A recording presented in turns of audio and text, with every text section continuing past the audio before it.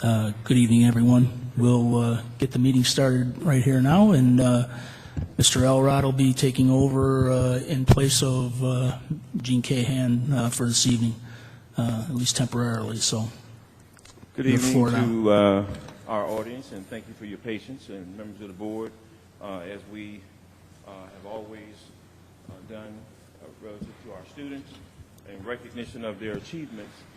What we'd like to do this evening is recognize our young people who are departing. This is their last path this way, correct? All right, very good. So for the 2012 spring athletic accomplishments, what I'd like to first do is recognize the girls track team conference champions. 17 out of the last 19 years. Boy, that's quite a feat. Southland all-conference recognition, conference champions in the 100 meter, 200 meter, and 400 meter. I'd like to have you all come forward when I call your name. Taylor Whitley, is she here? You want to come on forward? We will have you. Again, she's a senior, 100 meter, 200 meter, and 400 meter conference champion. Brianna Young. Brianna here? Well, I'm going to read her accomplishments just as well. 300 low hurdle, Brianna Young, senior. Grace Flowers. Grace here? Okay, well, Grace 1600 meter. 4x800 relay team, Latrice Daniels. Tasia Foy, Chastity Powell, Grace Flowers. They were on the 4x800 relay. 4x100 relay team. Elena Perez, she here? Okay. Junior, Tanisha Foy, freshman Brianna Young, senior, and was Thaler Whitler, senior. All right, very good. Second place all-conference 4x100 relay team. Lucretia Smith, sophomore. Chastity Powell, sophomore. Brianna Young, senior. And Chinjay Foy, freshman. The 3,200 meter, Tajay, I hope I'm pronouncing this right. Is it Valu or Valat, senior? Valo. Valat? Valo. Valo? Okay. Not here? Okay, well, great job anyway. The 800 meter, again, that's Tasia Foy, senior. High jump, Simeon Brown, junior. Discus, Andrea Merritt, junior. Shot put, Abriere Fields, senior. ISHA State qualifiers, 4x800 relay team, Chastity Powell, Grace Flowers, Tasia Foy, and Latrice Daniels. Okay. 4x400 relay, Lucretia Smith, Chastity Powell, Tenjay Foy, and Brianna Young. 100 meter, 200 meter, and 400 meter, Taylor Whitler, senior. Congratulations. ISHA State Finals, 6th place, 4x800 relay team, Lucretia Smith, Brianna Young, Latrice Daniels, and Tenjay Foy. 7th place, 200 meter, Taylor Whitler. 8th place, 100 meter, Taylor Whitler. Taylor really racked up, didn't she? All righty.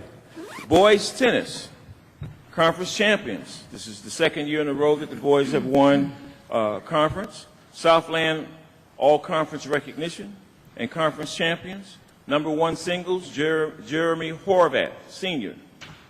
Come on down, Jeremy. All right. Number 2 singles, Kevin Zick, Jr. Yeah, we're going to get pictures.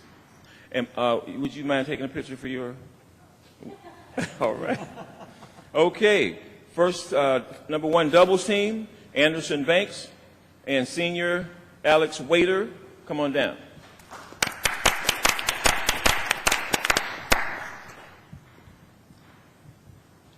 Second place all conference. Number 2 doubles team, Andreas Banks, Jr., and Josh Beckwith, Sr. Number 3 doubles team, Avery Johnson, Sr., Eric Munoz, Sr.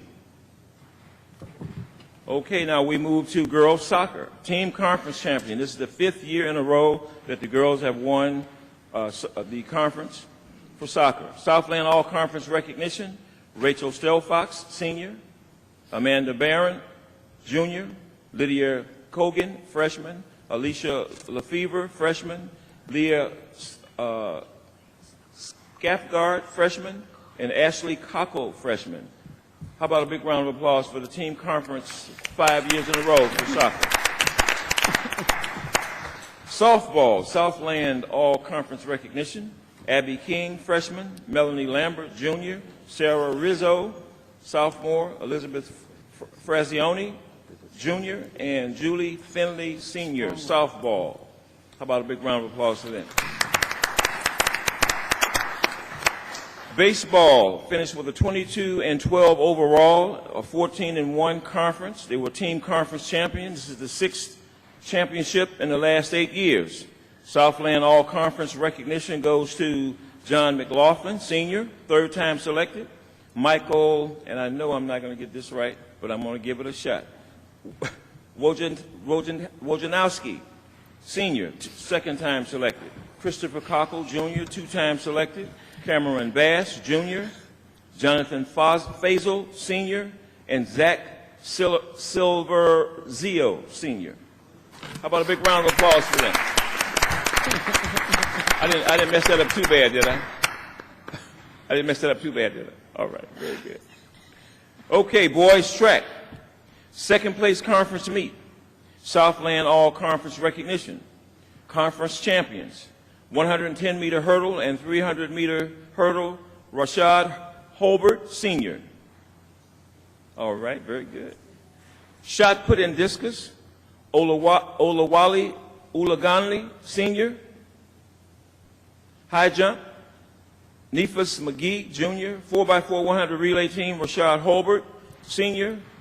Terrace Simmons, sophomore. Marcus Terrell, junior. And Tyler Whitler, sophomore. 2nd place all-conference, 300-meter hurdles and long jump. Rashid Flowers, junior.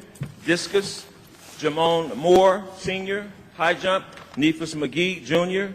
4x800-meter relay, Breon Bailey, senior. Terrace Simmons, sophomore. Come on down. Big round of applause for him. Very good. Matt Strong, junior. And Kristen Stewart, sophomore. 4x200 relay team, Tyler Whitler, sophomore. Jansen Wiley, senior. DeJuan Story, senior. And DeAndre Range, senior. Come on down. All right.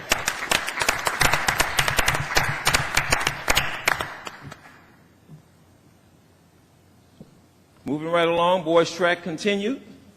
ISHA state qualifiers. 110-meter hurdles and 300-meter hurdles. Rashad Holbert, senior.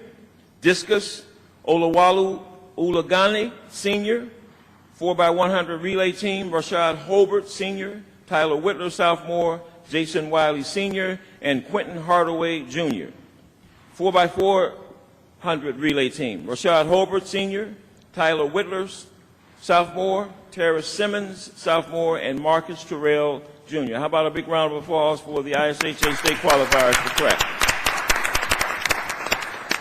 And last, surely but not least, the ISHA state results. The team placed 10th. Rashad Holbert overall placed 2nd in the 110-meter hurdles, 2nd place, and he missed it by 0.001 of a second. 1st place state champion, 300-meter hurdles, 2nd year in a row, goes to Rashad Holbert. How about a big round of applause for the accomplishments of all these young people? I hope I didn't miss anybody. I think I read the list in its conclusive form. Let me look back just to make sure. I had boys track, I got baseball, I got tennis, I've got the conference. I think I got everybody. Let's just ask, is there any senior that's in the audience who is still sitting out there who hasn't been called for something for spring sports? Seniors? And just in case, since I still see a couple students, are there the students that are in the audience, are you in spring sports? Okay, you're here just to support. Okay, I just want to make sure. I want to apologize tonight for some reason. Oh, there is a young lady. Mr. Elrod, make sure you get her name and find her so we can. Taya Foy, she's on the list.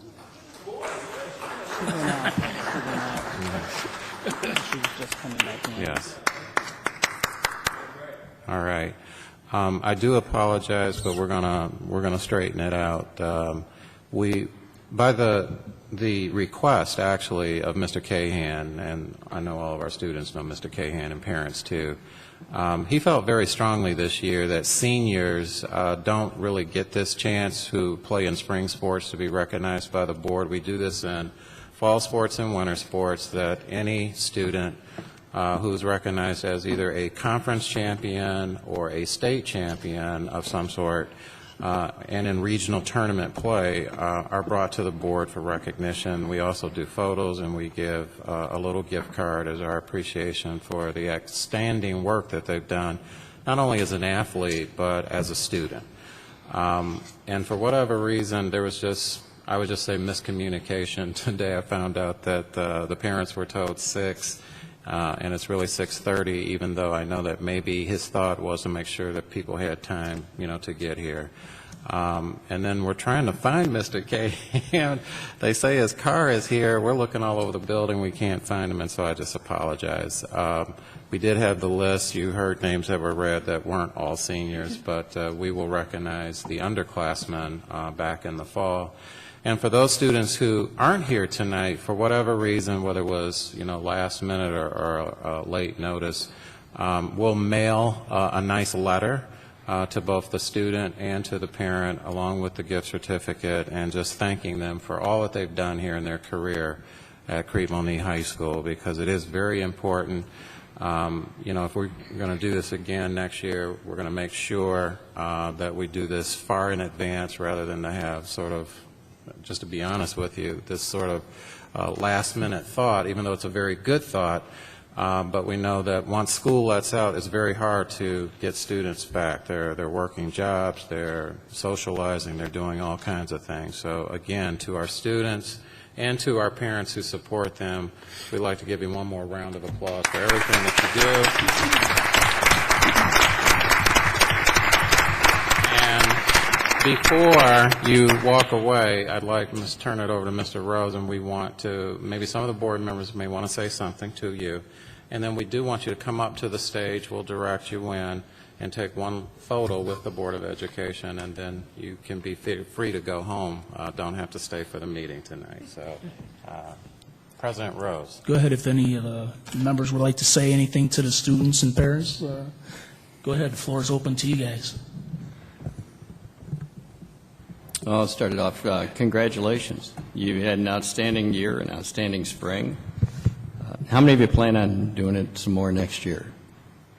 All right. Good luck and congratulations. Do well. Who knows? 5 years from now, you might be going to, where's the next Olympics? Keep trying. Thanks. I want to say congratulations to all of you as well. And if you plan on doing your sport in college, make sure you balance that with your academics. And thanks to the parents for coming in and stepping in for your children. We know it's a lot of hard work, especially being a parent and having a child athlete. But I wish you all the best, and I wish you well in college. Anybody else? Yeah, again, congratulations.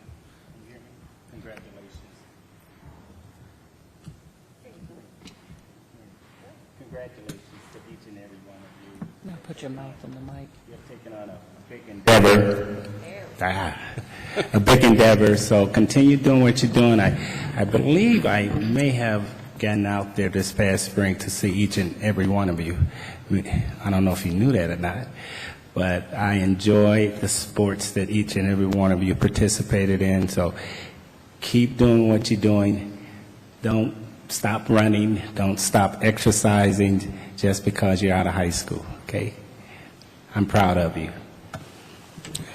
Congratulations on your success. Graduating this year was a triumph in of itself, and we certainly commend you for your academic as well as your sportsmanship, and just how you well represented Crete Monee School District.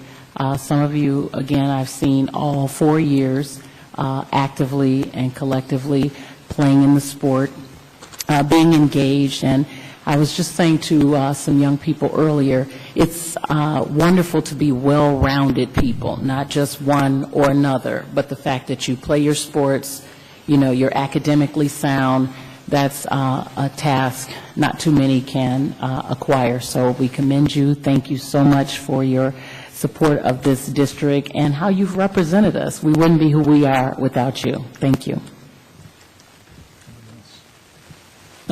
Just on a small basis from the entire board, thank you very much for all your efforts.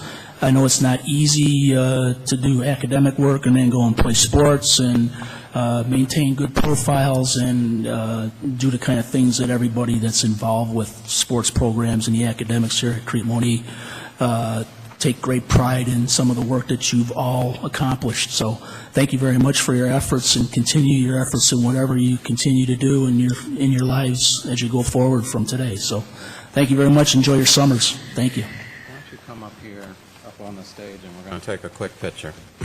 Feel some of the heat. All right, and the board, if you don't mind Daniel is going to take a picture tonight. If you don't mind getting behind the students. Our usual positions. We're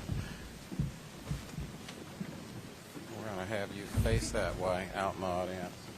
Mr. Bohm is going to take the picture.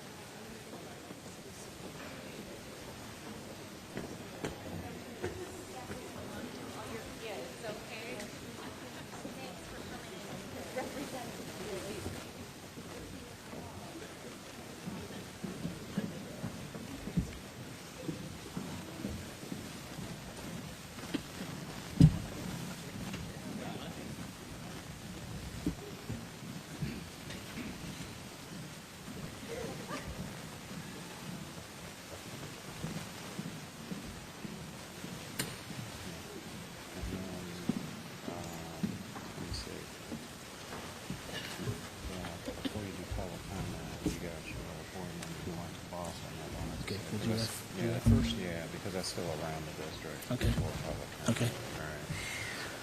All right. All right, we'll continue with the agenda here. We've got some board members that recently attended the National School Board Conference that would like to say a few words in regards to some of the issues that they saw out there and some of the things that we can do here. So I'll open the floor to those members.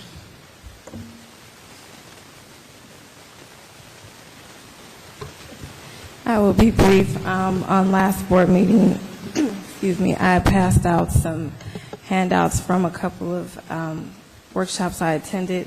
What seems to be a hot topic is superintendent evaluations. And I happened to sit in on one workshop that dealt with that specifically, because I know as a board we've discussed that and wanting to do that well. And I passed that information out. Also, it was interesting to see the new age technology that a lot of the school districts are using. I was able to witness a school district app. There's a company that designs apps for school districts, and I think in this day and age, speaking personally for myself, something like that, is really helpful because a lot of people have smartphones. And this particular app, it was designed for you to see your child's lunch account, the calendar for the school. They even had it. One school opted to have real live feed of the basketball games, the sports, and you could check the scores. But I understand even some of the programs that we use have web capabilities, and I would like, as a district, that we get that information out there so parents do know that there's various ways to stay informed. Also, there were workshops on board collaboration, and I believe I passed that out to you all as well. But overall, it was a great experience. I've always loved going to both the state and national conventions so we can, stay abreast of what's going on around the state as well as around the country. But those things, I do also have other information about conducting board workshops as well as the board being more involved in the community and building rapport with the community, and I will share those at a later date.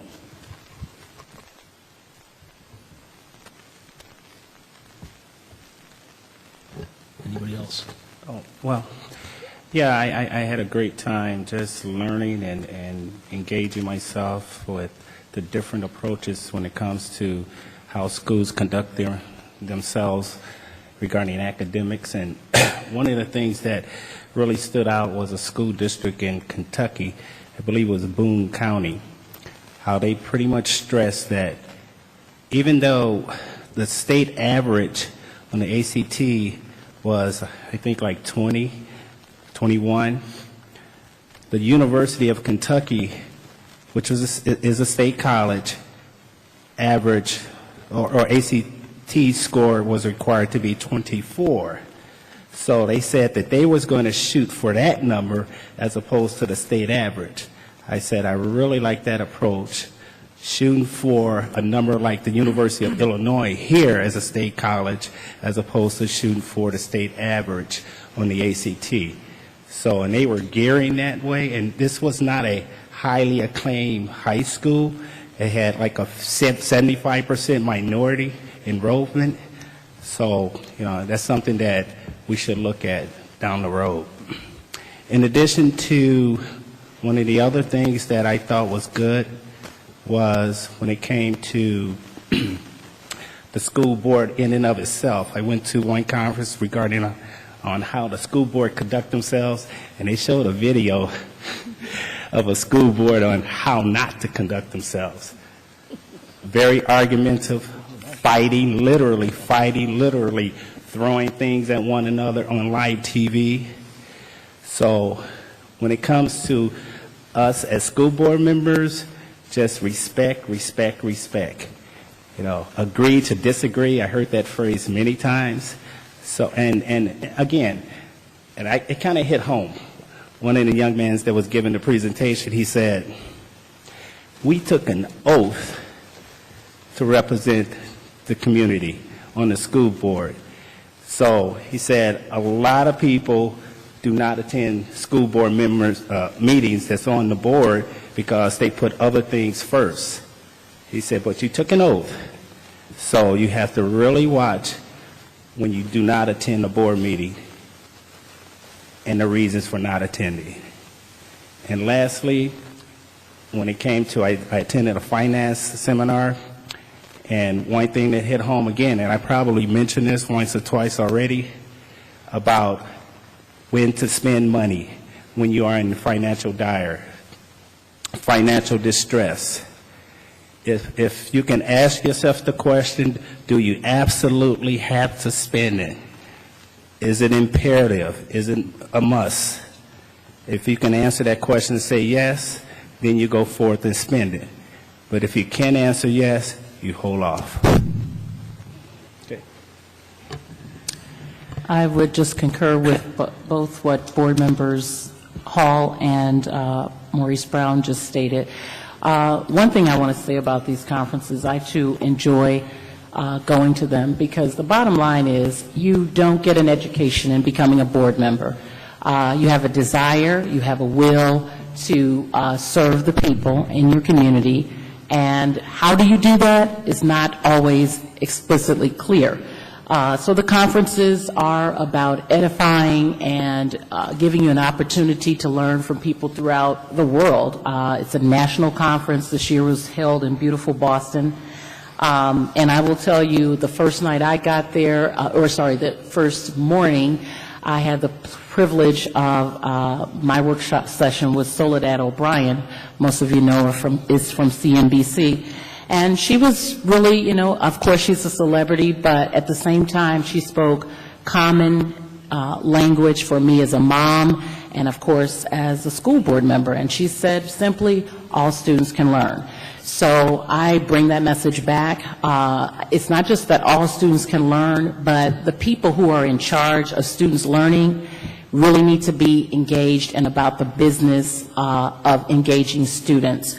And I'm going to say it was without any, everybody, any school board member there that vocalized their thoughts, spoke too much to the issue of politics in the school system and politics in education. We really need to get away from that and get back down to the bare meat and potatoes of educating students. It happened when we grew up.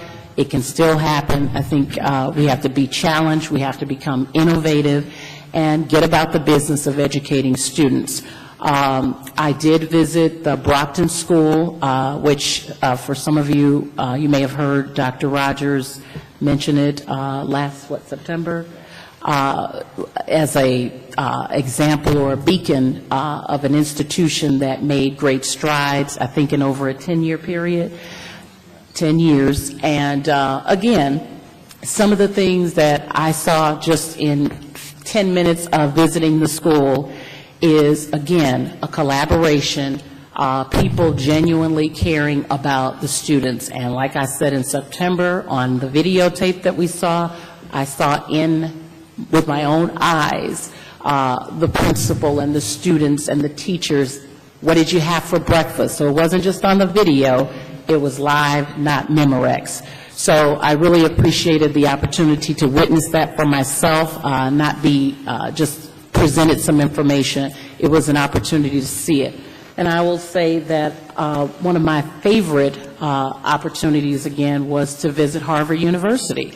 And I have to honestly tell you, I stopped kids because I wanted to know what a student who aspires to attend an Ivy League college looks like.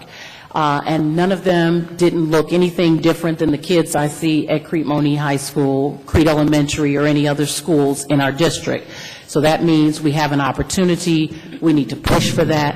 And as a school board member just coming back, I was very poised for my children to make sure that they have the options and the choices. And I just encourage you, if your parents out there, to do the same. We're not limited until we limit ourselves.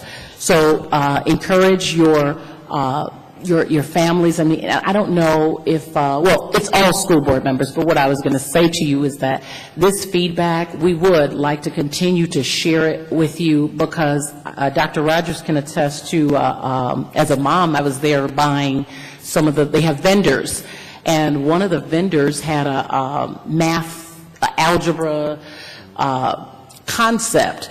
And I looked at it thinking, it's been said that we are having a difficult time in making strides or better strides in our academics, specifically as it relates to math.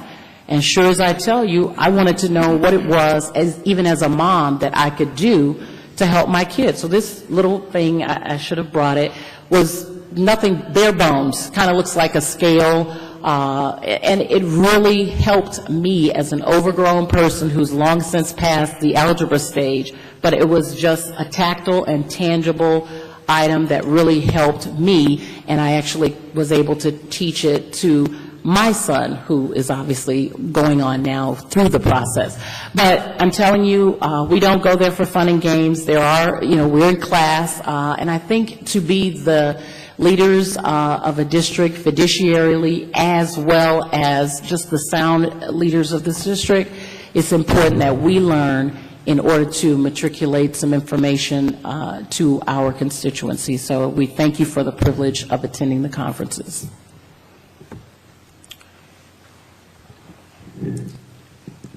Go ahead. I too went to my first conference this year, and as a first-timer, people were very cordial and stuff. I too went to Harvard for a tour, and it's a very beautiful university.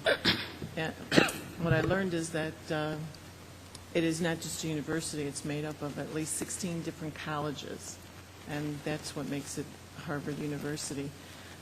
We saw a presentation on actually how schools can work by teleconferencing, and it was very, very interesting. We actually talked to second grade students in Arizona, and these students actually teach non-speaking seniors, high schoolers, from freshman through senior, to speak English. The second graders were teaching children how to speak English. I was just like flabbergasted.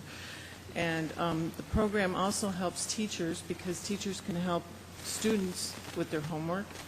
You just sign into this program and you look up your teacher, and your teacher actually can teleconference with you if you have problems with your homework in the middle of, it's 8 o'clock at night, you don't know who to call. So you just get on your computer, you teleconference your teacher and say, help, and they will come back and help you. And there was a third group of, these were actual seniors in high school, and they are tutors to any child in the system, in the school district there, that needs help. They're available. If your teacher's not available, they are. And I thought it was just amazing that they have this set up. I don't know how much it costs, but I thought it was just amazing. So that was my one big highlight there.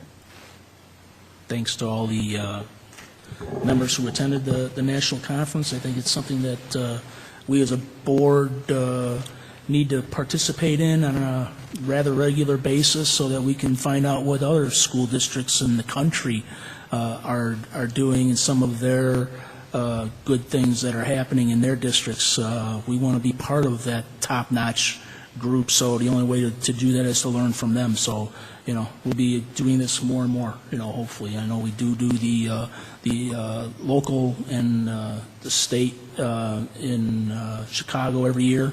The national thing is a good thing also. So thank you for attending, and thanks for the reports, and we're looking forward to taking some more of the detail levels of some of the things that you've seen out there, in our next meetings that we have. So thank you very much for your efforts. Mark, let me say something. I'm sorry, real quick. Just because we shared the content of the conference, but just as a board member, I think I left refreshed, encouraged, optimistic, and more so encouraged to know that, just because it's, going on in other states or whatever, doesn't mean that we here at Crete Monee can't do some of those things or even better things. So I want to stress that I feel like we not only need to get into the playing field, but lead as well. It just made me know that, we have some smart, intelligent people on this board. We can come together and make some awesome things happen, in the school district. Just thank you, Secretary and President. If I may, just make a quick comment here. One thing I forgot to mention, this is very brief, but we are in business to achieve the utmost academics for our kids. And one thing that one school district shared with us regarding actually their board was that every board meeting that they have on their agenda something referring to academics. That's what they're in business for. That's what we are in business for, too.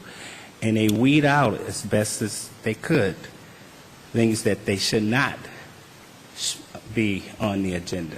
So the mission statement is shared every board meeting, what they are in business for, and they have something on academics every board meeting. So I don't know if that we want to just talk further about that in our workshop, but that zoomed home with me.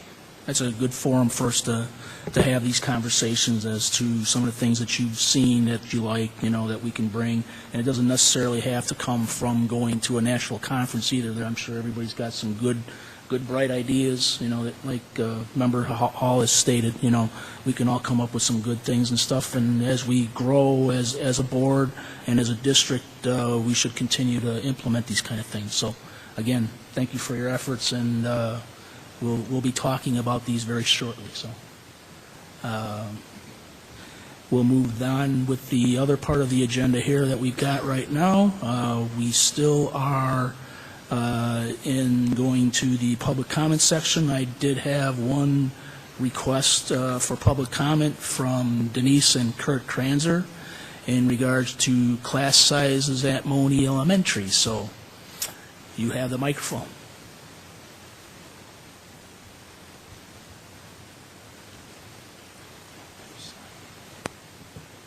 For those that don't know me, my name is Denise Kranzers, my husband Kurt.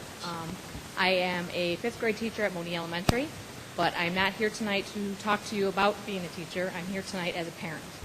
I have 4 children in this district, 1 coming to the high school, 1 going to the 6th grade center, and 2 at Monee Elementary. And I'm very pleased with everything my children have gotten out of this district so far. My concern, and I'm bringing this to you kind of now, and I know we don't have registration yet, my daughter's entering 3rd grade at Monee Elementary. And as of right now, we have 4 2nd grade classrooms coming up into 3 3rd grade classrooms.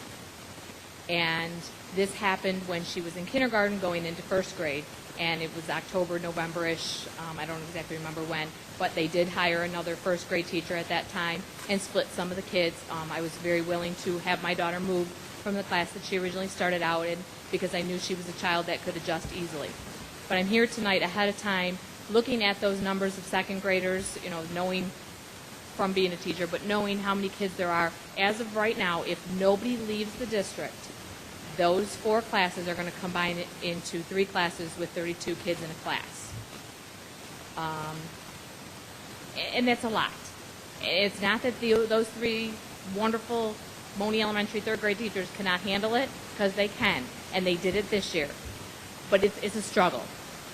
And in order to continue achieving and scoring those wonderful scores that they've been doing, I just really feel that it's a benefit to the teachers, to the kids, for smaller class sizes. And I realize the financial difficulties that our district is having, and I don't look at those lightly, but I do ask for you to be considerate. And I know you're going to wait till registration is over and really look at the numbers and see where they're at, but I'm asking ahead of time to please take into consideration that this group of kids, they've already done that once, having to come in and switch classes, and if that's the case again, that's fine, but really look at, as of right now, if nobody leaves the district, those 3 classes will be sitting at 32 kids. I know also, because I have a 2nd grader going into 3rd, I know a lot of those parents. I know them from being a teacher there. I know them from my child hanging around with most of these kids. I also know that some of those parents might be coming in and not so nice of attitudes and moods, and so I guess this is just kind of like a little bit of a warning, and I don't even want to say a warning, but just giving you advance notice. These parents are questioning, they're asking me, I keep saying I don't know. I decided not to say nothing. I came here on my own tonight with my husband just so that we could talk with you, just to really give it some serious consideration when those numbers come in, possibly hiring another 3rd grade teacher prior to the start of school so that these students don't have to have another switch. Again, they did it in 1st grade. They did adjust. They did fine. But really, 3rd grade is a critical year. There's a lot of changes that these kids are making, let alone in that school. They're coming to the other side of the building, so now they feel like they're bigger kids. It's also their first year with actual grades, and it's their first year taking ISAT. So if there's a way to reduce some of those class sizes, please, do what you can, take it into consideration. We do, again, have 3 wonderful teachers, but I know that they can be even better with a 4th teacher. I was that 4th teacher a couple years ago, and I'm happy in 5th. I would go down to 3rd, wherever I'm needed, I will go. But it's for those kids, the benefit of those kids, and I know that they will do so much better, just reducing those class sizes a little bit. So that's why I'm here this evening, speaking more as a parent than a teacher. I'd love to enlighten you as a teacher, but that's for another day, another time. But please take that into consideration. Thank you. Denise, I want to make, Joanne Jones did speak to minimally the 3rd grade teachers about, this was discussed with the board, right? I do believe that, I know for a fact that the 3rd grade addressed, I'm not quite sure, I know that they had written a letter in that. Right. And again, I didn't get anybody else involved. I'm here more as a parent, just addressing my concerns as a parent. Sure. Right. And it's difficult to do in my situation. Right. I completely understand the financial aspect of everything, but just as looking at class sizes and things, I mean, not that I would love 32 kids in class, but I think for 5th grade, 32 kids in class is a lot easier than 3rd grade. So that's why I'm, here as a parent addressing it. Right. I get that. I just want it to be clear. And also, the board has hopefully a very brief closed session tonight. So I will ask them about their thoughts again about this matter. But they did discuss it. I did give them information to Ms. Jones, and Ms. Jones did. I believe she conveyed it minimally to the 3rd grade teachers because they wrote me that letter. And I'm sure she Right. did. And like Okay. I said, I know that I did mention to her that, we had spoken about it and wanted to come. And I just, like I said, I hate to see, in August, we be bombarded after registration with a group of, parents that are kind of irate and not speaking nicely, because I understand, your predicament. I understand everything that you guys do. It's just, if I can just kind of put that out there ahead of time and have it considered, I think that might make a world of difference. Well, and you're speaking as a parent tonight, so it would be the same thing if I was an employee and now I'm coming to you as a parent. If my child is coming to a 3rd grade classroom where I have a concern about class size, I'm going to take the teacher role off. We give our board members that liberty to be parents. And so, we're not offended. At least I don't believe any board members offended. I can speak for the board tonight. I just want to be clear that there was some information that was given back, and I'll check with Joanne for sure. But we have talked about, and we certainly appreciate what you and your like husband I are said, I'm bringing sure up. that there has. It was just not something that was communicated with me, nor should it have been. It Right. was something, strictly with them, and that's fine. Mhm. But as a parent, I just, do appreciate you considering it and understanding where we're coming from Sure, with those large class sizes. So, sure. All right. thank you. Very good. Mr. President, can I ask a question? So for reference, Briefly, go ahead. I just wanted your comment when you said you can understand 5th graders having the 32 students as opposed to the To 3rd third. graders. Can you expound on that? I need to hear that. I've had anywhere from 27 to 30 kids in my class. The expectations, I think, are, by 5th grade, they have their expectations of the school and everything down. 3rd grade, it's just a little bit, they're still starting to grow up a little bit more, and the whole thing with grades is a new concept for them. I mean, they're used to, the S and S pluses, and so coming into grades is a new concept to the 3rd graders, and then ISAT. And I think a lot of it, when I'm thinking about things, is related to ISAT. And I know that we're changing to Common Core and that, but really looking at that ISAT and trying to get all 32 kids on board and everything you need to do, all the training and teaching them for ISAT is very important. And reducing that class size really makes it a whole lot easier. Where by 5th grade, they've done this already now for a couple of years. They're used to, the expectations. And, 5th graders have a whole new, I don't know what's the word I'm looking for. They're they're changing in their own ways, but at least they understand the expectations, and they've been around a little bit longer with grades and ISAT and things like that. So I just, not that I want 32 kids in my class, but at least I think it's a little bit easier than a third grade class. Thank you. And let me say, too, thank you for coming and speaking as a parent. It takes a lot of confidence to do that. So thank you, because I know you're having the dual role. And also, as far as, other parents coming, if parents come and they're irate, that's fine. I can say that personally for me as a board member, because even then a parent is coming and sharing their concerns, and I would rather hear it from them. And, if they're irate, that's fine. They're passionate about their kids. We're all passionate about our kids. So we always welcome, parents coming in and expressing their concerns. Yeah, I just felt like this is, I just felt if I came alone, it might be, I don't know, I just. You mean alone? But, it's just a little bit easier. And you have to look at it this way. Another role that I carry is on the Monee Village Board. And so when we don't have anybody at our meetings, I guess we're doing everything right. So, I mean, you can look at out in the audience, and you must be doing something right. So or it's too hot to come, or, You got to always look at the positive. So. No, honestly, thank you very much for coming and expressing your opinions about what you've seen, because it's professional, along with, the parental, side of it too. Sometimes we lose sight, 32, doesn't say it's just a number a lot of times and stuff, but we realize and we get it. It's just a matter of, what we have to do as a board, and be responsible to not only that group, but, the other groups that are growing too, so. Right, and I do understand that. So, thank you very much. Thank you.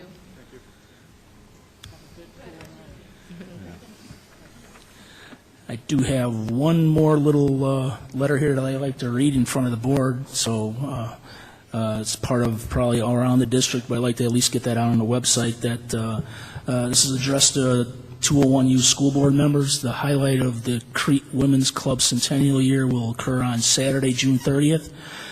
Members will rededicate the bandstand in Crete Park, which was erected by the founding members in 1913, 1 year after the club's inception. We are inviting members of the community to bring a picnic lunch and share in a free ice cream social. The Crete Women's Club has partnered with many community, township, and municipal organizations throughout the last 100 years, and we send a special invitation to you and your representatives to join us for this celebration. The bandstand will be decorated, new landscaping will be completed, and a commemorative stone will be laid near the original marker.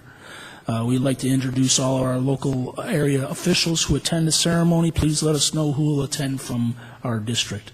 The festivities begin at 1 o'clock with music in the bandstand, and this Crete Women's Club Centennial Chorus will sing, and a few brief words will be spoken by the president and others. So if anyone would care to attend to that, please note the date and times and all that stuff, and also get in touch with the Crete Women's Club in order to do that, and I have a phone number here if anybody would like that. So very briefly like that. We'll post that around, and yeah. Very good.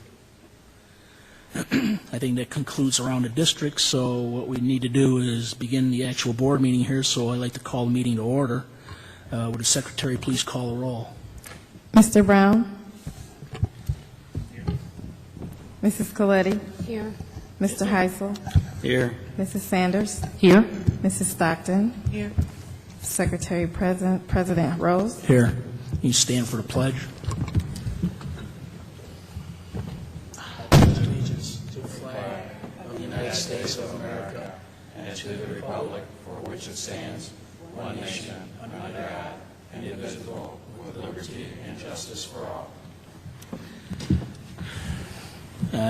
The next item on the agenda, we do have a need for hopefully a brief closed session to discuss personnel. So I need a motion to go into closed session. Move. Moved by Mrs. Coletti, Second. second by Mrs. Stockton. Also, I want to add to that collective bargaining. And collective bargaining then. Personnel and collective bargaining. Secretary, please call a roll. Mrs. Coletti? Aye. Mr. Heisel? Aye. Mrs. Sanders? Aye.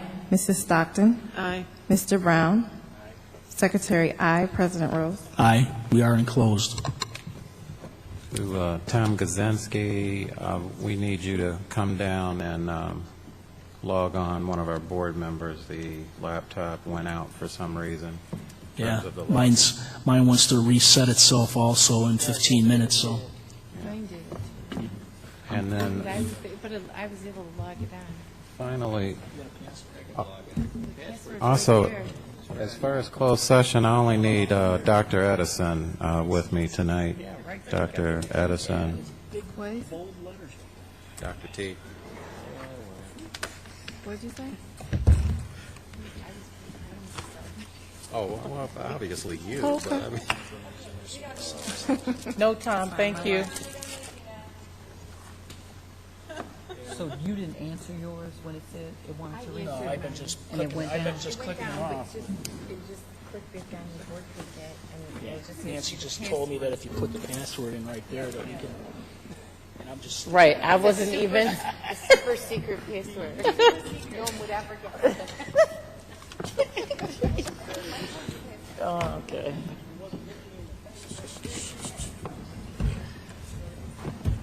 Okay. From his mouth to our.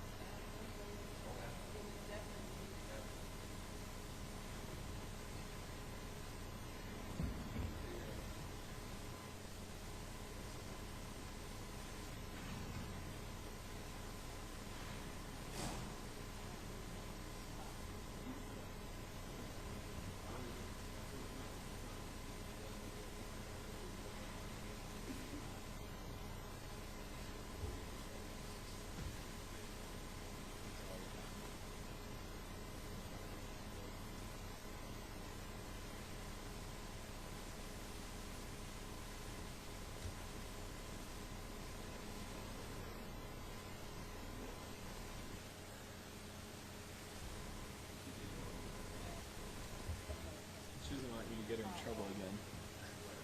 It's like in class. You're gonna get us in trouble.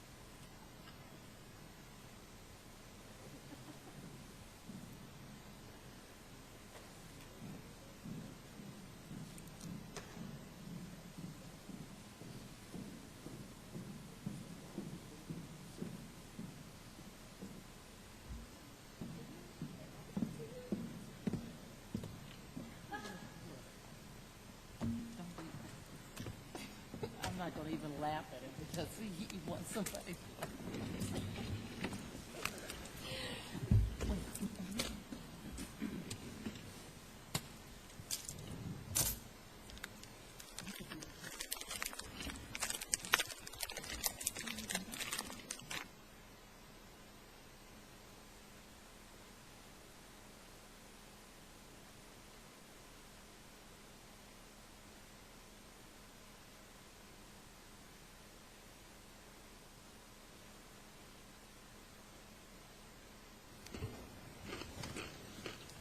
Okay. That's just a thing I look at. Everybody's back? Need a motion to come out of closed session. Moved. Moved by Mr. Heisel, Second? second by Mrs. Sanders. All those in favor of coming out of closed, please signify by saying aye. Aye. Opposed, no. Abstentions, none. We are out of closed.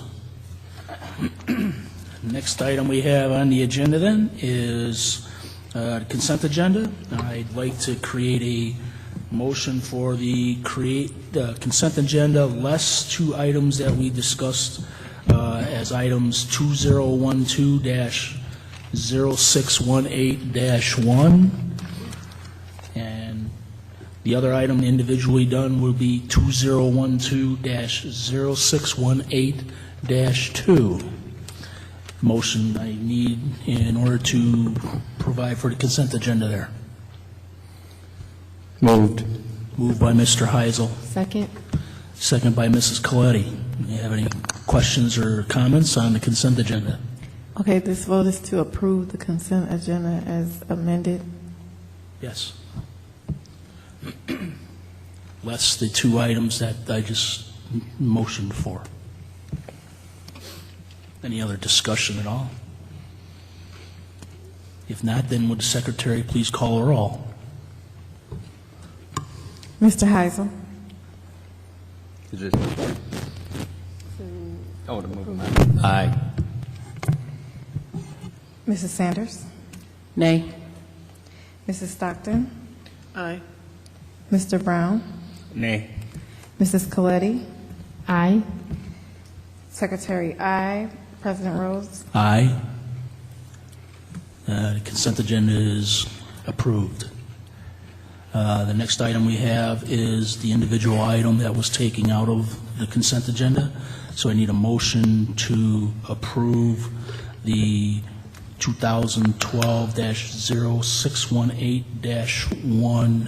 2012-0618-1 motion. So moved. Moved by Mrs. Sanders, Second. second by Mr. Heisel. Brown. Forgive me. Did you second? Both did it simultaneously, so Oh, he has rank. I hear better out of my left ear than my right ear. So. He has rank. Any questions or comments? And this is to approve or not approve. This is to approve the contract as stated in the consent agenda. However, we pulled that as an individual item. So. Okay? I clarify, everybody? Okay, would the secretary please call a roll? Mrs. Sanders. Nay. Mrs. Stockton. Aye. Mr. Brown.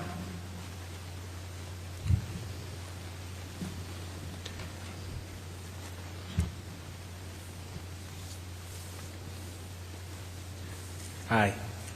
Yes. Mrs. Coletti. Aye. Mr. Heisel. Aye. Secretary, nay. President Rose. Aye. The motion for 2012-618-1 is approved. The next item that we pulled off of the consent to individually do is for 2012-0618-2. It is the same general idea as the previous motion, so I need a motion for that particular one. Moved by Mr. Heisel? No. Coletti did it. Oh, okay, Mrs. Coletti. Moved by Mrs. Coletti. Second. Second by Mr. Brown. Any questions or comments in regards to this? You got to clarify again. So this, This is not to change the contract. This is simply the enforcement Approve the of superintendent's the, recommendation. what do you want to call it? If you vote yes, you're saying that as the superintendent presented to you Correct. originally, you're agreeing with. Correct. If you vote no, you're saying that you have to go to option B, which you told me to do in closed session. Correct. Is everybody clear on that? Mm-hmm. Okay. Any questions or comments other than that? If not, would the secretary please call a roll? Mrs. Stockton? Agreeing to the original proposal. Nay. Mr. Brown? Nay. Mrs. Coletti? Yes. Mr. Heisel? Yes. Mrs. Sanders? nay. Secretary Nay. President Rose? Aye. The approval for the 2012-618-2 is denied. Denied?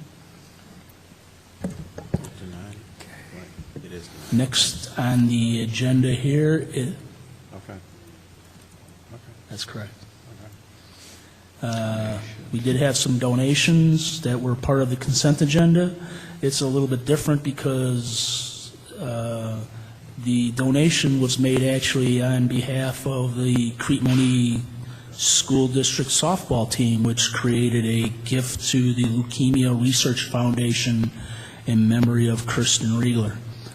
We appreciate their efforts to make a donation like that and sincerely hope that other groups can follow in their leadership role. Okay. Next up is action reports, which is the first item is partial abatement of working cash funds. I need a motion to approve the recommendation in the agenda. Moved. Moved by Mr. Heisel, Second. second by Mrs. Coletti. Do you have any questions or comments in regards to this? Or Bob can make some statements if you like. This agenda item is the annual approval to transfer operating funds out of our working cash fund and into the operations and maintenance fund. We've done this the last couple of years. This year, the amount to transfer is $800,000. We discussed this with the Finance Committee in June. Actually, at the Finance Committee meeting, the actual dollar amount discussed at that meeting was $500,000. The reason for the increase to $800,000 is because we're prepaying $155,000 of our boiler project in June, and then also the tax revenue that we're receiving. The schedule of receipts is pushed back a couple of weeks this year, so some of the revenue that we were banking on to get in June we'll actually receive in July. The legal budget had budgeted for a $130,000 transfer to bring our fund balance in O&M back to zero at the end of the year, because you can't end the year with a negative fund balance in one of your funds. And then also, like I discussed, the $155,000 prepayment on our boiler, and then lastly, $225,000 of tax revenue will be received in July and August, and then which is part of this fiscal year's revenue, though. So those three items combined equal $510,000. And then I would like to transfer an additional $290,000 to make the total $800,000, so that we end the year with more than just zero in fund balance. We're looking for a target of $290,000 to $300,000 fund balance, so that when we have our end of the year bills we need to pay out, so that when we go through our audit, when we go through our, when the year is finally closed out, we'll be assured that the O&M fund will end with a positive fund balance and positive cash flow. So what we're looking to do is transfer this money out of working cash to O&M. The funds remain operating funds. They're just switching between the two operating fund categories. So the recommendation is to approve the resolution authorizing the transfer of the funds between working cash and O&M. Any questions for Bob on that? Look like we got a typo on page 53. 53 of 146. The third bolded title, board policy and past practices. Okay. The board has partially abated working wash in prior years. Should be cash, I believe. Under which category is that? On the board Yeah, report? page 53. The third, yeah, board policy and past practices. Under that, Yes, the W should be a C, so for cash. gotta wash all our cash. Gotta watch that spell check. Washing the cash. Huh? That's all. That's the only Okay. question That's I good. had. Any other questions or comments? If not, would the secretary please call a roll? Mr. Brown? Aye. Mrs. Coletti? Aye. Mr. Heisel? Aye. Mrs. Sanders? Aye. Mrs. Stockton? Aye. Secretary, aye. President Rose? Aye. The approval of partial abatement of working cash has been approved. The next item in the action items is a resolution to designate interest earnings in fiscal year 12 to remain interest earnings for fiscal year 13. I need a motion in order to approve that resolution. Moved. Moved by Mr. Heisel, Second. second by Mrs. Stockton. Bob, go ahead. This resolution simply says that the interest that we've earned on our money that's been in the bank all year, by passing this resolution, it gives you the right at a future date, if you wanted to transfer those monies in between funds, you can do that. So essentially what we usually do is if building fund earns a certain amount of interest, if ed fund earns a certain amount of interest on the cash that they have in the bank all year, we just leave that cash in that fund and then use it for those purposes. But if you wanted to, you could transfer that earned interest in between funds during the year. So this resolution gives you that option to do that at a future date. Okay. Any questions, comments at all? If not, then would the secretary please call a roll? Mrs. Coletti? Aye. Mr. Heisel? Aye. Mrs. Sanders? Aye. Mrs. Stockton? Aye. Mr. Brown? Aye. Secretary, aye. President Rose? Aye. Resolution to designate interest earnings has been approved. The next item on the action items, is the insurance program renewal, which includes workman's comp, liability, fiduciary, et cetera, et cetera, et cetera. And I need a motion in order to approve that insurance program renewal. So move. Second. Moved by Mr. Brown, second by Mr. Heisel. Bob, you want to enlighten us a little bit on that? Our district has been part of the CLIC insurance cooperative for the last 2 years. It's the state's largest insurance cooperative. Over 250 districts pulled together to achieve, better rates, more insurance, reduce risk in terms of all of our insurances that we have. So this is to move into our third year being part of this program. And each year the rates are updated based on the total pools experience for the year, and then also the district's individual experience, meaning if we had workers' compensation claims, if we had made insurance claims during the year. Based on all that data, they give us our renewal rates for the next fiscal year. So the renewal rate for workers' compensation is essentially to stay the same at about $196,000 for the year. For property casualty, which is essentially the large umbrella policy that covers everything from insurance liability on our buildings and our vehicles, also insurance against if people were to get hurt on our property.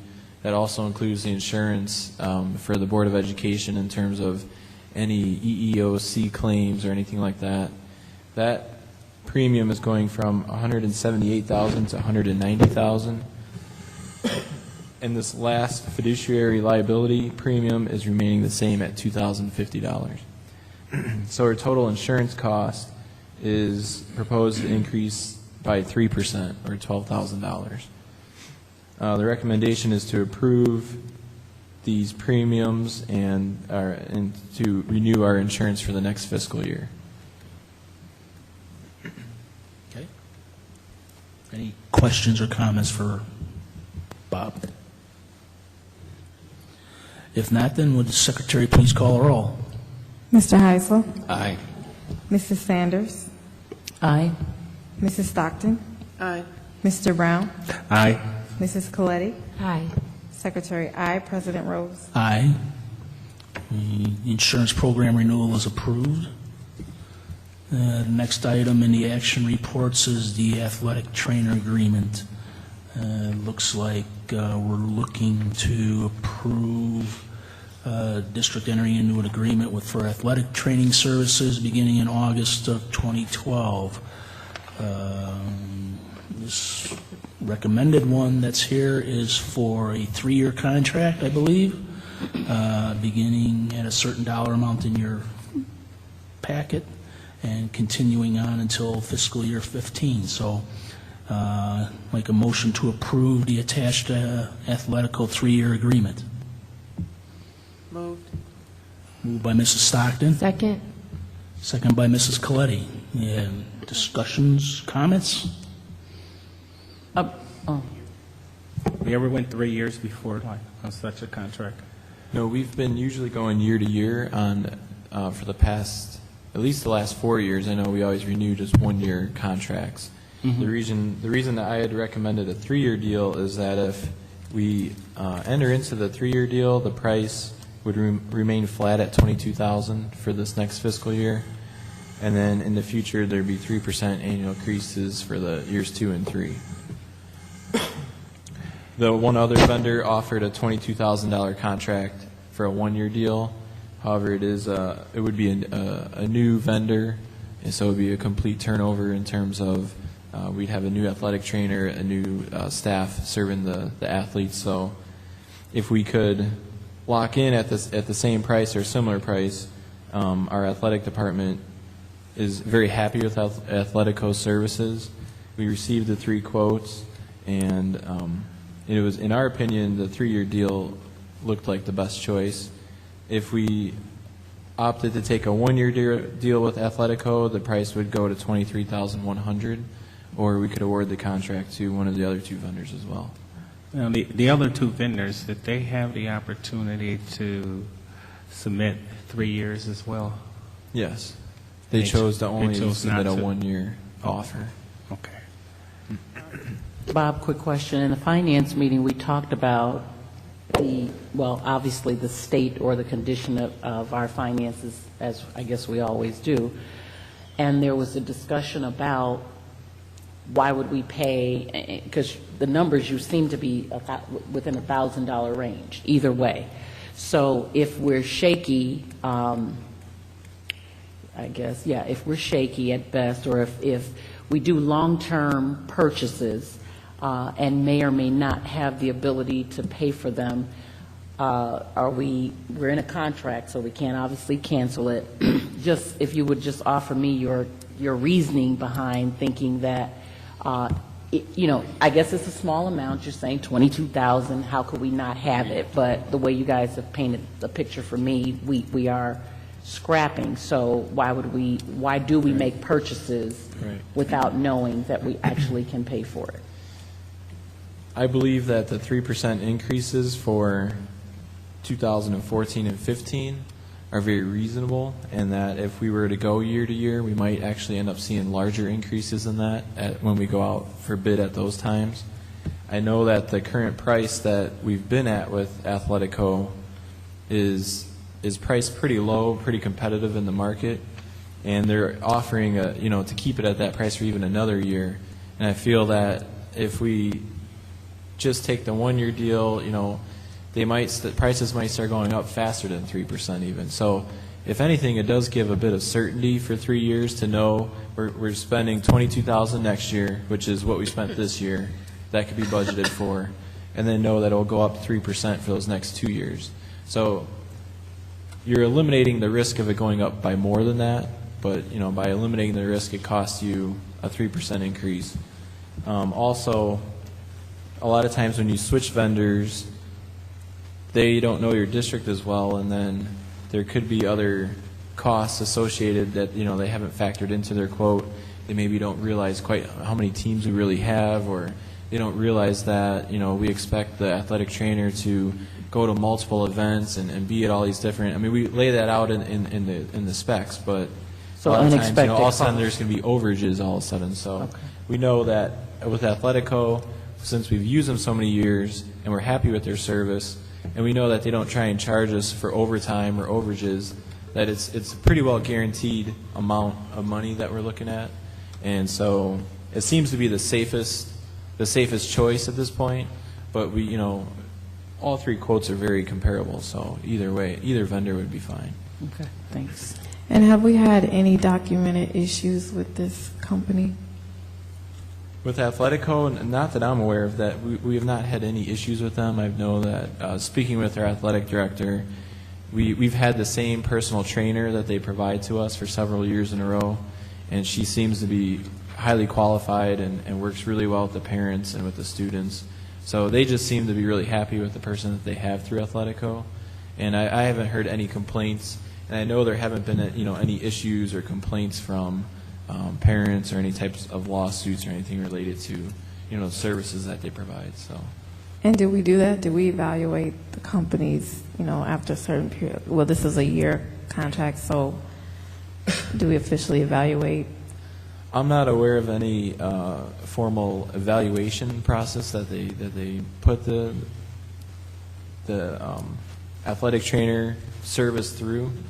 I think, that's something that you would think they could almost evaluate them just like you would evaluate one of the employees for the year.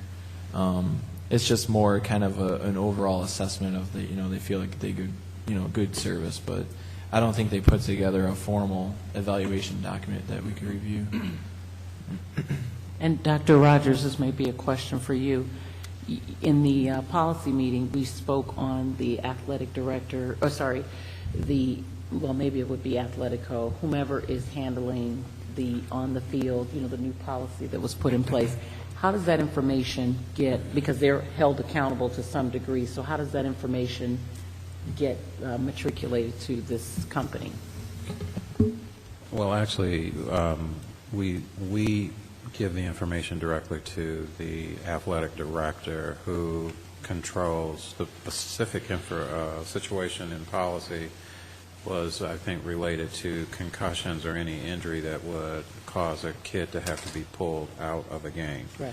And so we just simply tell both the director and the trainer, who does come to work for us every day or 3 days out of the week, I can't remember, and we inform them right away when there's major shifts in board policy, and they are aware of this policy, but I can make sure again when I talk to the director this week, because I'll be talking to him about this particular situation to make sure that he knows. Okay. So, and I guess I'm just asking, would that be included in our policy? Would it be one of our, is it binding contractually or just verbally? I think it's binding because, in a way, they still have to be subject to our employment policies, but I think you bring up a good point. It doesn't hurt to have certain things, since it is a contract, to just simply say that we would like to add a clause, and we could add that as a clause of understanding, so that there's no mistake about what the expectation is as it relates to certain things. Okay. But if we approve it tonight, I would still say for this year, we can just simply make sure that the director as well as the athletic trainer is informed of any board policies related to their work on the field or here in the building. Okay. And so for the record, for next year, we will definitely have that clause added. Well, if you approve only a one-year deal, yes, I think we could. I mean, 2-3 years, I'm sorry. Yes, Okay. in the next contract. And is there such a thing, because you're saying it's 3 years, it's just a clause. Could we not ask them for an addendum of some kind? We could do that. Yes, we can do that. We can do that. So we can ask them, even if you approve it tonight, we just go to them and ask, can we have this before we sign off on it? Okay. So we can do that. Thank you. Yeah, Bob, and with the athletic code.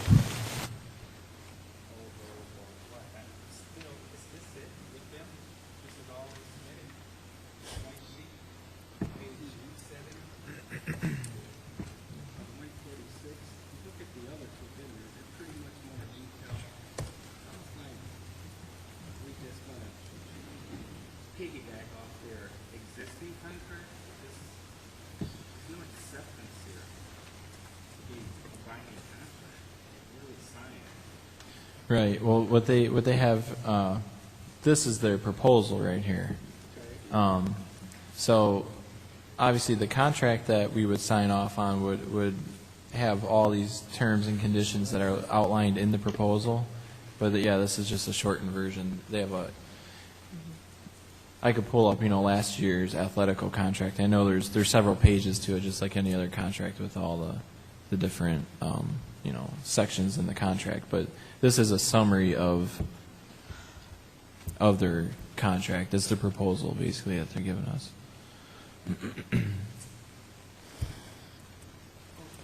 Asking, is this this isn't their bid? The other two, this is their bid, and this is Atletico's proposal? Is that the This is same thing? Atletico's proposal. And the other two? It's their proposal plus really the contract. Their proposal is their contract. The other two, with signatures, with acceptance, and you enter into a contract. This pretty much doesn't. Well, they haven't signed the contract. I would recommend that what I can do is to make sure that there's nothing different between last year's contract and this year's contract before we sign off on it as a first step. And as a second step, obviously make sure that everything in their proposal is clearly defined in the contract so that we're getting the 3-year deal that we're looking at, we're getting the terms that are outlined in the proposal, and then to make sure that the contract that they have is the exact same format, all the same wording as last year's contract, which is already approved and in place. Because a lot of the contracts, they just roll from year to year, and you just make sure that, that they haven't now changed anything.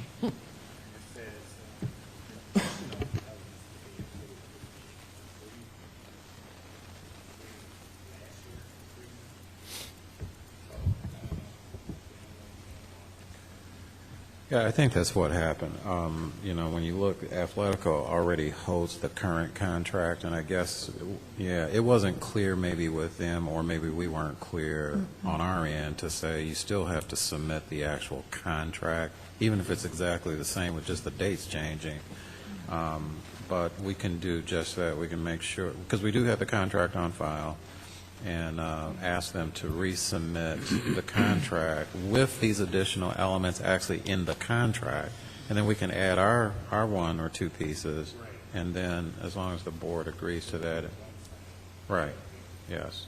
And then to not just assume that it's the same contract, which it seems like we've done, just assuming, that. And then if you're going to, add it in, for the board to see, and I think what Board Member Brown may have been saying was, the other 2 bids were more, we have more information on those.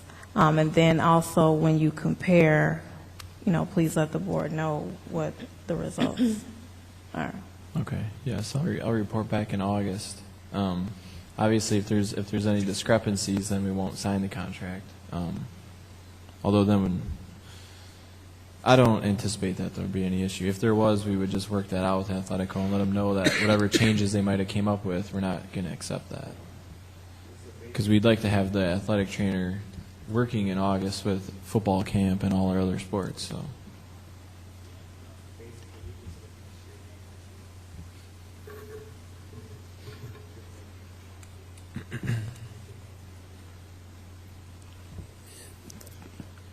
I'm having trouble understanding Mr. Brown with his microphone. Is there any way we can fix that or whatever? Just so everybody can, everybody can hear and.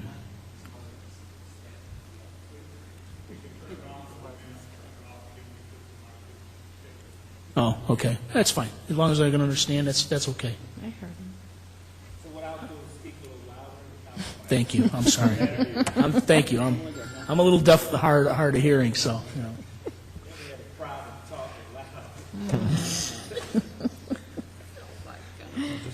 Just use Kim's mic when you need it, because it's not failing. Okay. Any more comments or questions at all on this? We do have a motion, so I'd like to, Secretary, please call a roll. Okay. Mr. Heisel? Aye. Mrs. Sanders? Aye. Mrs. Stockton? Aye. Mr. Brown? Mrs. Coletti? Aye. Secretary Nay? President Rose? Aye. The approval for the athletic trainer agreement is approved. The next action item we have is for rollover of the suppliers for bread, milk, and grocery supplies for fiscal year 13.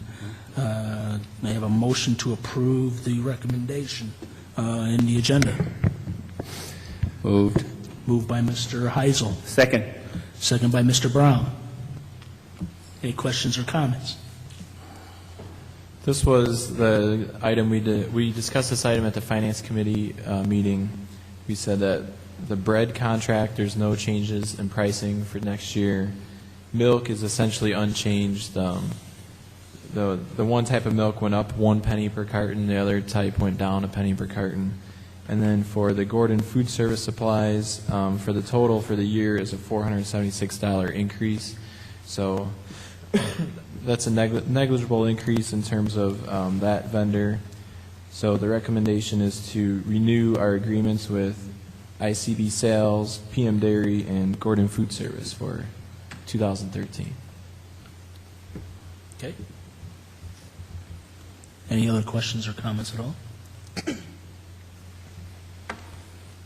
If not, would the Secretary please call a roll? Mrs. Sanders?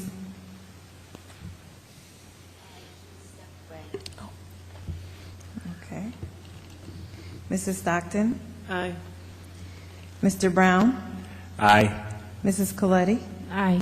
Mr. Heisel? Aye. Secretary Aye. President Rose? Aye. The approval for the renewal of the agreements with the food service group is approved. The next item we have on the action reports is the garbage disposal bid. I need a motion in order to approve the recommendation in the agenda. Moved. Moved by Mr. Heisel, Second. second by Mrs. Coletti. Bob, you want to elaborate a little bit? The garbage disposal bid is renewed each year. We bid out one-year contracts. This bid was advertised in the Southtown Star newspaper as well as the Chicago Sun-Times newspaper. The bid was also posted online. In addition, we also directly contacted 8 separate vendors to ask them to basically give them information regarding the bid. On the day of the bid opening, we had one vendor bid the services, and that bidder was Allied Waste Services for a total bid of $50,292. And this is less than what the services had cost last year. We also had Allied Services last year. Last year's contract was $51,179, and they've submitted a bid for next year for $50,292. So it is a savings for our maintenance department. Okay. Any questions or comments? Okay. If not, then would the Secretary please call a roll? Mrs. Stockton? Aye. Mr. Brown? Aye. Mrs. Coletti? Aye. Mr. Heisel? Aye. Mrs. Sanders? Aye. Secretary Aye. President Rose? Aye. You approve the garbage disposal bid from Allied Waste. The next item that we have on the action reports is, get there, seal coating and restriping of the east parking lots and directly associated drives at Crete Monee High School. The motion to approve the seal coating and restriping. Moved. Second. Moved by Mrs. Stockton, second by Mr. Heisel. Bob, you want to elaborate just a little bit, or? This bid was let out for seal coating the east parking lot at Crete Monee High School. We advertised the bid in the Siren newspaper and also the Dodge reports. The bid was also posted online. 2 companies submitted bids. The low bid was from Permaseal out of Linewood, Illinois. Their base bid was $29,727. I know that our estimate for this project, we thought it would cost anywhere from $60,000 to $80,000, and the bids came in. So our low bid came in at $29,727, which is very good pricing on this project. So we're recommending to accept that bid and to award the contract to Permaseal. Okay. Any questions or comments? I have one. The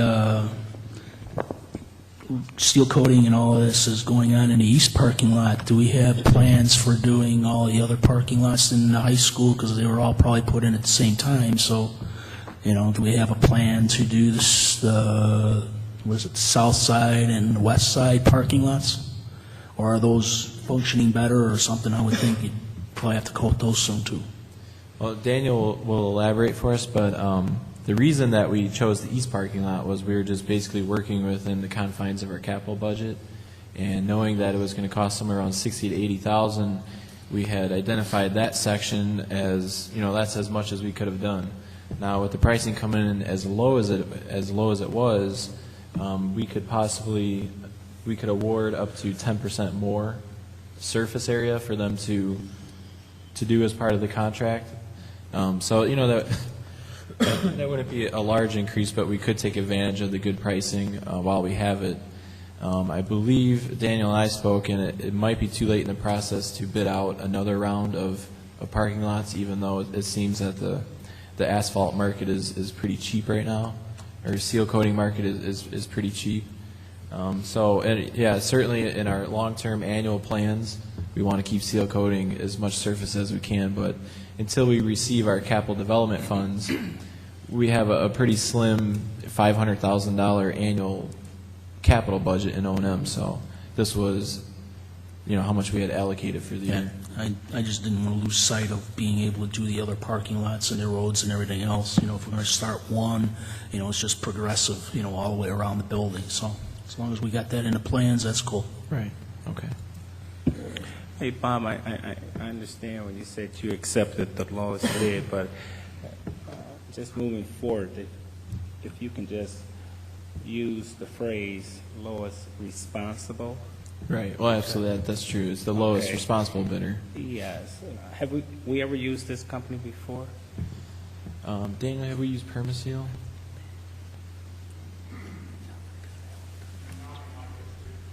We've not used this vendor. However, I believe our architects review their proposal and all the information that they submit.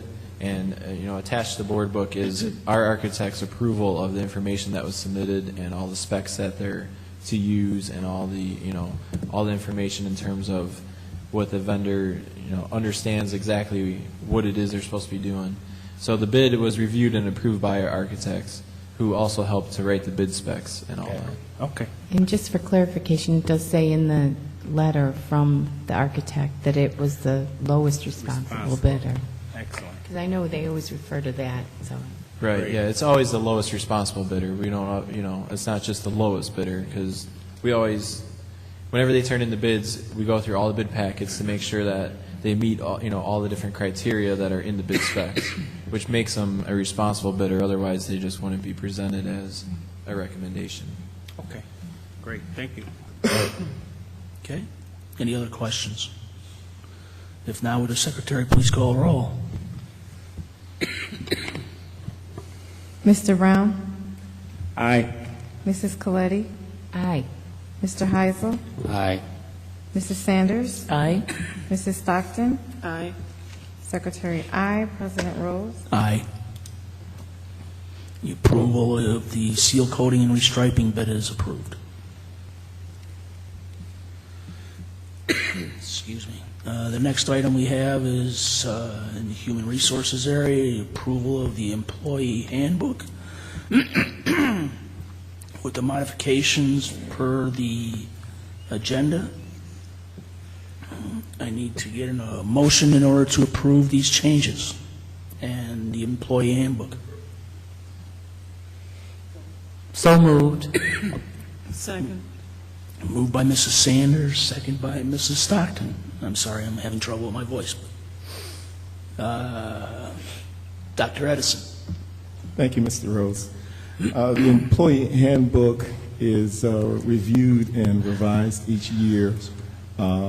We presented some of the revisions as an informational in the May board meeting, and we also reviewed it during the policy committee meeting last week on May 13th.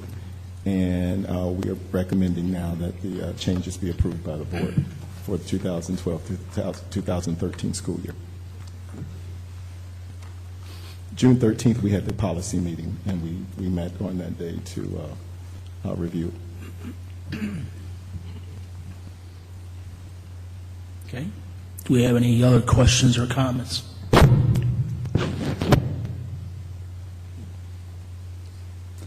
If not, Secretary, please call a roll. Mrs. Coletti? Aye. Mr. Heisel? Aye. Mrs. Sanders? Aye. Mrs. Stockton? Aye. Mr. Brown? Aye. Secretary, aye. President Rose? Aye. Approval for the employee handbook has been approved. The next action item we have is the student handbook revisions. I need a motion to approve those revisions and the handbooks for 12-13. Moved. Moved by Mrs. Stockton, Second. second by Mrs. Sanders. Mr. Elrod.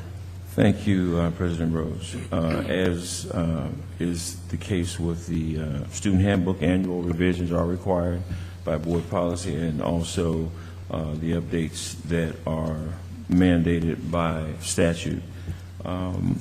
We did meet and have a discussion around provisions in the handbook. I've made copies here that I would like to pass out for you to take a look at. However, the revisions that were requested to be made have been made in them. So if you trust my judgment, I'll hold on to them. If you wish to see these, I will go through each one of them, if you would like, and just kind of state what the little subtle changes were. Otherwise, I am submitting these to the board for your approval. Okay. The changes I know have been made, and unless the board members want to go through them, I would suggest that we pass them out as we dismiss. Right. As we dismiss. That'll work. Thank you. Thank you so much, Board Member Sanders. I really appreciate it. And same thing with the employee handbook. The student handbook was reviewed by the policy committee just recently, so. Yes, it was. Yes, it Is there was.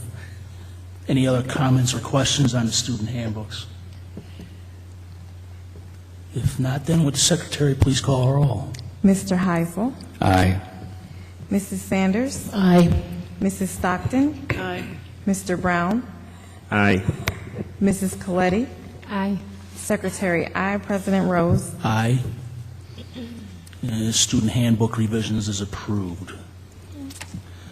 That concludes all the action reports that we have, or action items that we have. Do we have any old business?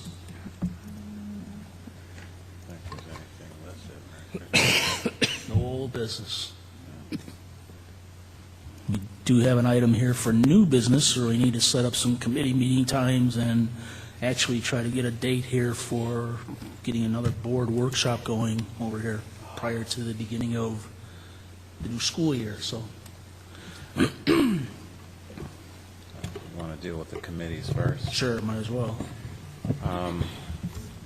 Well, I think we discussed that in the last policy committee meeting that we ran out of time and we were not able to cover the Press Plus issue or the press services issue.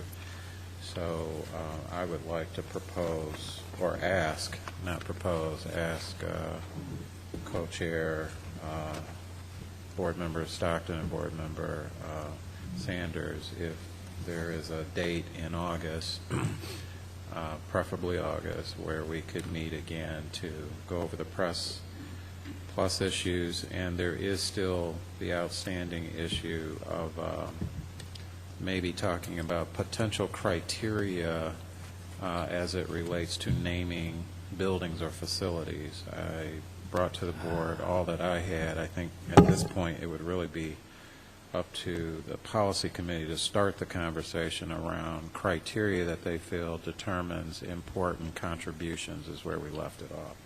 So that would be the first one. And then second of all, I would ask board member Coletti, I don't think there's a co-chair with personnel, but to suggest a standing meeting with personnel. I think we used to meet on, I think it was the first Friday of every month, so that we could literally put it on the calendars, on the website, and the only way it would be canceled is if there is absolutely nothing in terms of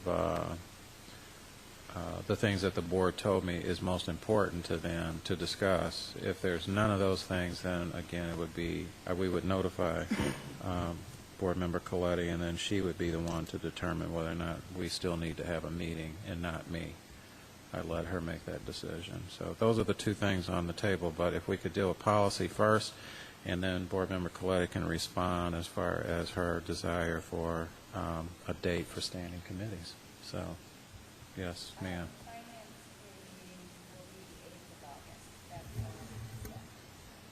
Okay. So,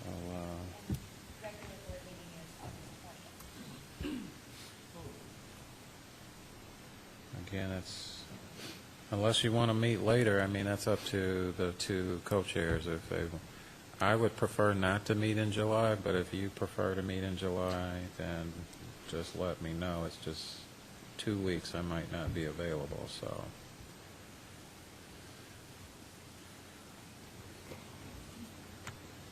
It's up to you. We can do September if it will make your schedule easier. But keep in mind, September we have 2 regular board meetings. We have the academic report and we have the budget report. You know, we meet twice now in September. And if we wait one more month, then we just have to go first week. Yeah. Right. Yeah. Good. August 1st?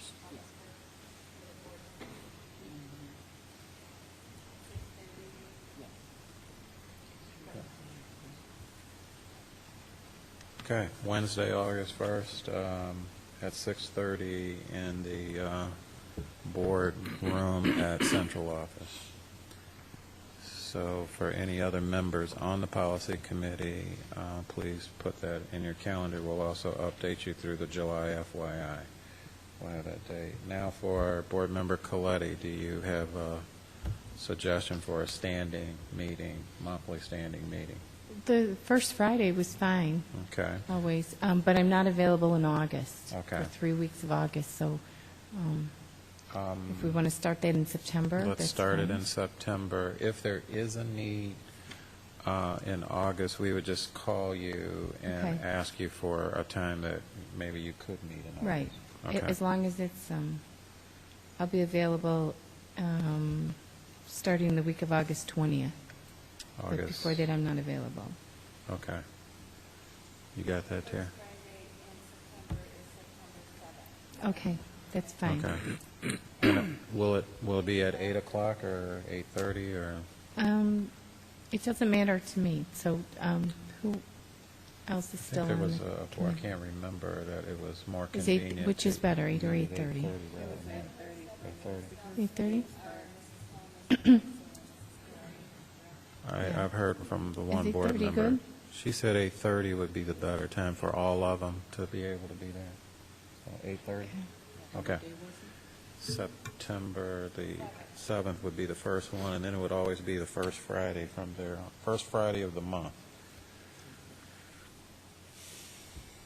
We'll put that in the FYI also. All right.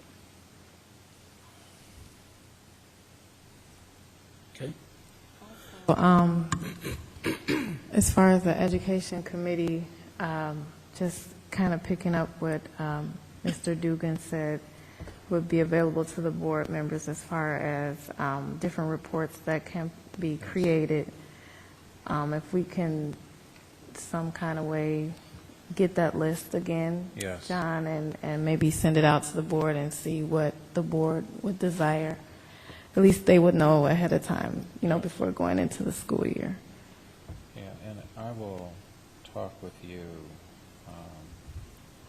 hopefully within a week or two, because I want just to be sure that right now that it's sufficient, minimally with you as the chair, to still stick with quarterly meetings unless you feel a need to meet monthly, like finance personnel and so on. But right now what we've established is a fall meeting before the academic reports, usually in August, that we call you guys in, or maybe early September, to go over the academic report. And we talked about this mid-year meeting that Mike proposed, which I just call it board topics, which we'll send that list out. I wrote it down. That was number 2. I forgot what the third one was. We met a third time. But there's a third one, and then there's the end of the year discipline meeting. Yeah. Was it? No, I said Okay. the discipline meeting. Right. There's a discipline meeting. So, but we'll talk. But for sure we know that we're going to still be on target for either August or September to start going over the school improvement plan / academic data. And also with the list of what he was proposing, also the, what was it, like a board member access? Yeah, it's a data warehouse, and so I'm going to get the topics out first, because part of his goal for next year, as far as one of his central office duties, is to get that warehouse up and running.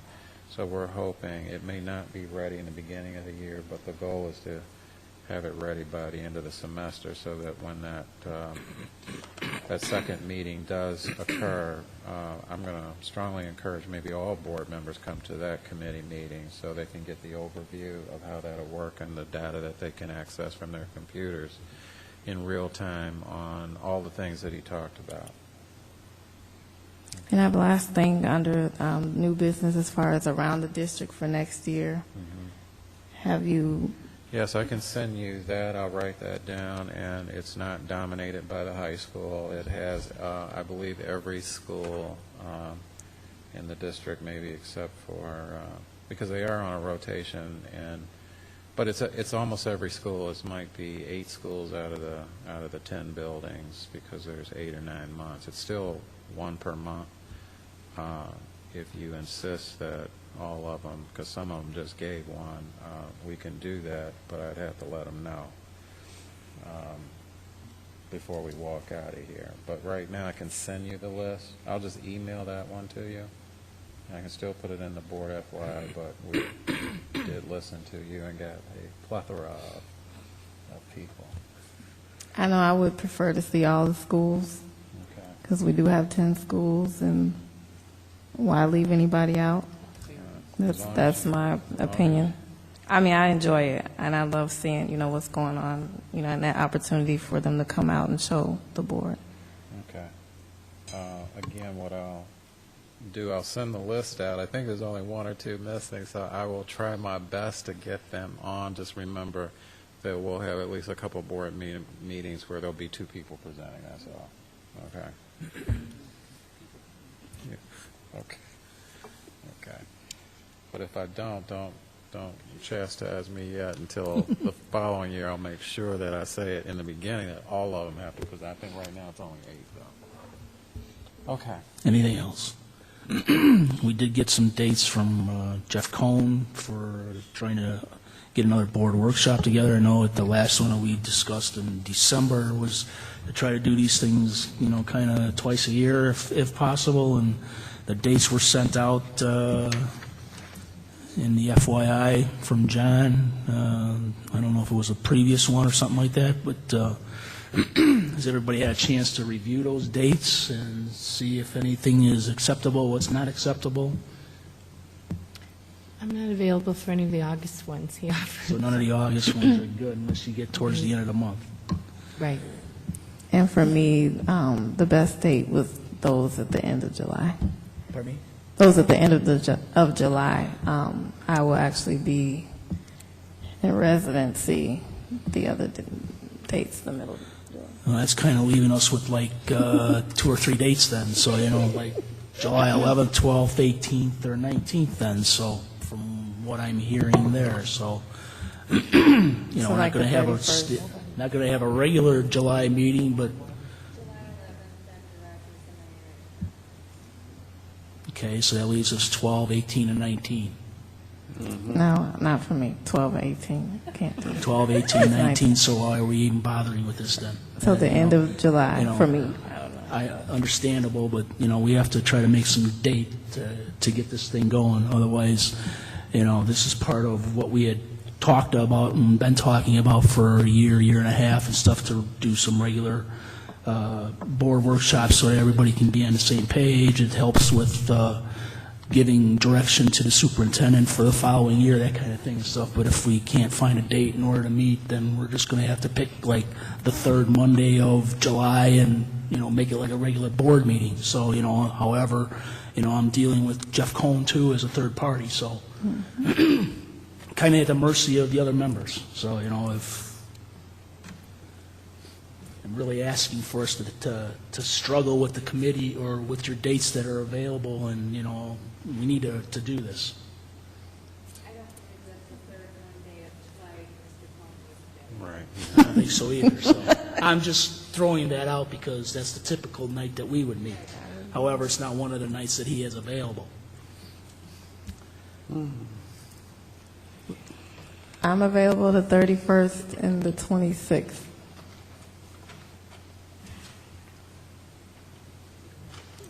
I'm not available the 26th, and I won't even be around the 31st, so I won't even be in town. And no 8, 9, and 14 either? August, you said that's out? All of August is out? I'll for be you? out of town Oh, okay. still. What did we say about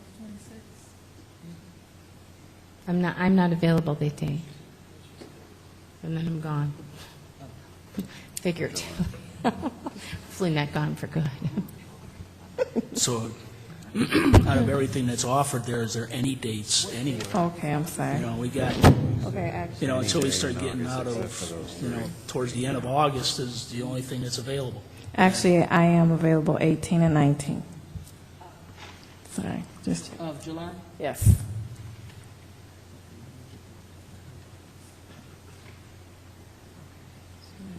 Well, because the dates that Cohn's available in July are 11, 12, 18, 19, 26, 31. I'm available the 18th or 19th also. So am I.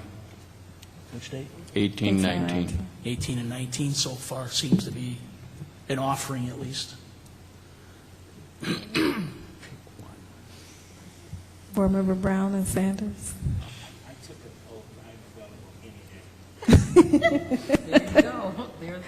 I got a doctorate degree to get, so I'm not available. I'll shoot for the 18th. 18th. Everybody's shooting for the 18th right now? What It'd time? be at night. The 18th is Sure don't want what? to spend our Friday night with you. 18th is, It's a Wednesday. I don't even have a calendar. Wednesday. It's a Wednesday? Say 6 o'clock? Okay. Yeah. Yeah. See if he's still available. See if he's still available. Do we have an alternate date at all? If he doesn't have the 18th, then how about the 19th? 19th? I guess. 18th or 19th at 6:30?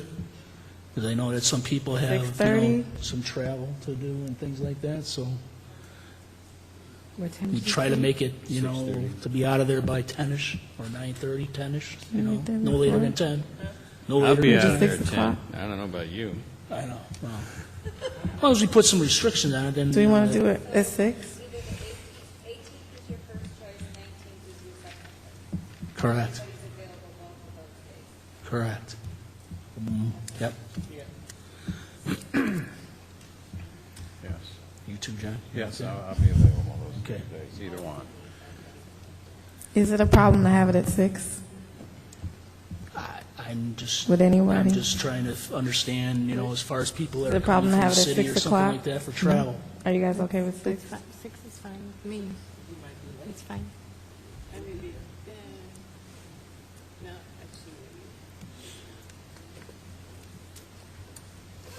Mrs. Sanders? Okay. We'll leave it at Yeah, 6:30. 6:30. If we can leave it at 6:30 to 10. Cone. Thank you.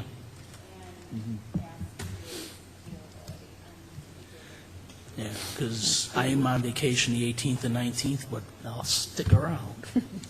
Even though I may be going out to Detroit, but to go White Sox. Thank you very much for considering those dates and see what happens. Do we have any other new business at all? Just to adjourn. No new business. We don't need a second closed session? No second closed session, so I need a motion to adjourn. Moved by Second. Mrs. Coletti, second by Mrs. Stockton. All those in favor of adjourning signify by saying aye. Aye. Opposed, no. We're out of here.